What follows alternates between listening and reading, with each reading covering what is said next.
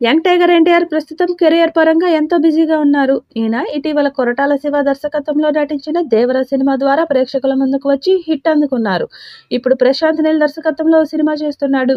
ఈ cinema mythological చిత్రంగా ప్రేక్షకుల ముందుకు రాబోతుందంటూ వార్తలు వస్తున్న నేపథ్యంలో ప్రశాంత్ స్పందించారు. నా మైండ్లో ఇలాంటి మైథలాజికల్ సినిమా చేయాలని ఎప్పటినుంచో ఉంది.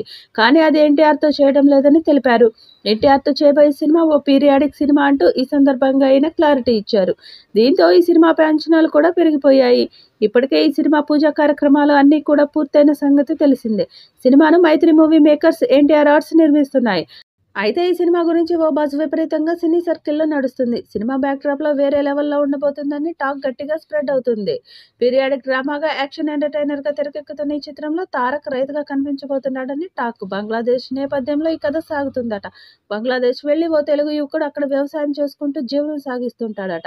ఆ తర్వాత అక్కడ జరిగిన పరిణామాలు, స్థానికుల కోసం అతడు చేసే పోరాటం హైలైట్‌గా నిలవనున్నాయట.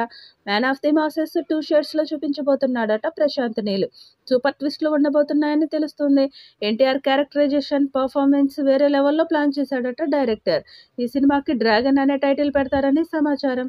ఈ సినిమాలో రుక్మిణి వసంత్‌ను హీరోయిన్‌గా తీసుకుంటారని తెలుస్తోంది. చిత్రాన్ని ప్రపంచవ్యాప్తంగా 2026 సంక్రాంతికి విడుదల చేయనున్నట్లు ప్రకటించారు. ప్రస్తుతం దర్శకుడు ప్రశాంత్ నీల్ ఈ సినిమా ప్రీ ప్రొడక్షన్ పనుల్లో బిజీగా ఉన్నాడు. ఈ మూవీకి కూడా తన ఆస్థాన విద్వాంసులనే కంటిన్యూ చేయబోతున్నాడట నీల్ మామ. రవి బస్రూ మ్యూజిక్ అందిస్తుండగా, సినిమాటోగ్రాఫర్ బాధ్యతలు భువన్ గౌడ్ భుజాలకు ఎత్తుకోబోతున్నాడు. త్వరలో షూటింగ్ సెట్స్ పైకి వెళ్లనుంది. జనవరి చివర్లో లేదా ఫిబ్రవరిలో ఈ చిత్రం షూటింగ్ స్టార్ట్ కానుంది.